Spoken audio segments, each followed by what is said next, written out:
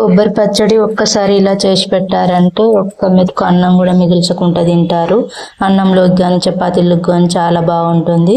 కావలసిన పదార్థాలు ఎండుమిర్చి, పచ్చిమిర్చి, టమాటా, కొబ్బరి, పచ్చి కొబ్బరి, ఇది ఎండు కొబ్బరి కాదు.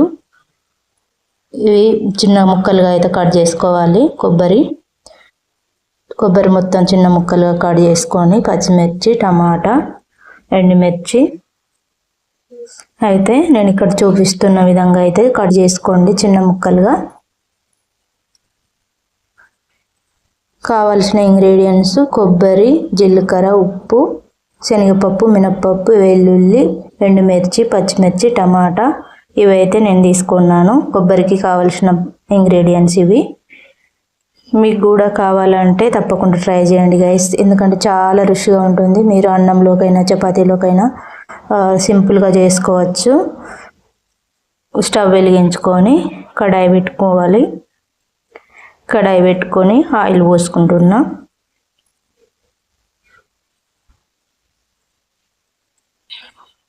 ఇప్పుడు శనగపప్పు, మినప్పప్పు వేసుకోవాలి. ఫస్ట్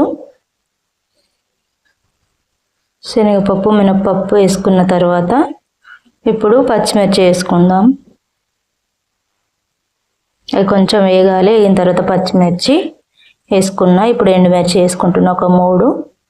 మీరు కారానికి తగ్గట్టు వేసుకోండి. మీరు ఎంత కారం అయితే తింటారో అంత వేసుకోండి. నాకైతే ఇది సరిపోతుంది, అందుకే వేసుకుంటున్నా. వెల్లుల్లి రెబ్బలు ఒక 5, జీలకర్ర 1/2 టేబుల్ స్పూన్ వేసిన,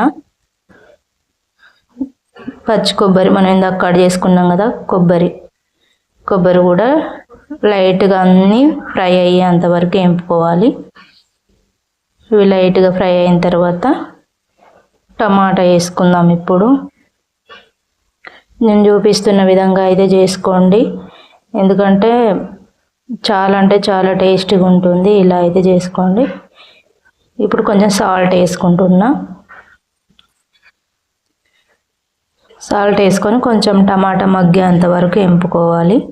ఆల్రెడీ పచ్చిమిర్చి, ఎండు కొబ్బరి ఇవన్నీ అయితే ఫ్రై అయినాయి. ఇప్పుడు టమాటా మగ్గేలోపు అవన్నీ తీసుకొని అయితే రోట్లోకి వేసుకుంటున్నా. మీకు మిక్సీ ఉంటే మిక్సీలో వేసుకోండి గైస్. నా దగ్గర మిక్సీ లేదు, నేను అందుకే రోట్లోనే వేసుకుంటున్నా. ఇక మొత్తం అన్ని ఇలా రోట్లో వేసుకొని దంపుకోవాలి. మంచిగా మెత్తగా అయ్యేంత వరకు నూరుకోవాలి. చూడండి, మేము నూరుకునుడని అయితే అంటాం, మీరు రుబ్బుకుంటా అంటారా ఏమంటారు, అది మీ భాష, మీ ఇష్టం. ఇలా మెత్తగా అయితే నూరుకోవాలి. ఇప్పుడు మగ్గిపోయిన టమాటా ముక్కలు కూడా వేసుకొని ఇక మెత్తగా ఇలా రుబ్బుకుంటున్నా. చూడండి, ఇలా మెత్తగా రుబ్బుకున్న తర్వాత ఫస్ట్ అయితే ఆయిల్ ఎక్కువ పోసినాం కదా, అందుకే పోపు గింజలు వేసి ఈ పచ్చడి నూరుకున్నదంతా అయితే అందులో వేస్తున్నా. నేను కొంచెం ఆయిల్ వేసిన, 1/2 టేబుల్ స్పూన్ వేసిన ఆయిల్. చూశారు కదా, మన కొబ్బరి పచ్చడి అయితే రెడీ అయిపోయింది. నా వీడియో నచ్చితే లైక్ చేసి సబ్స్క్రైబ్ చేయండి. Bye guys.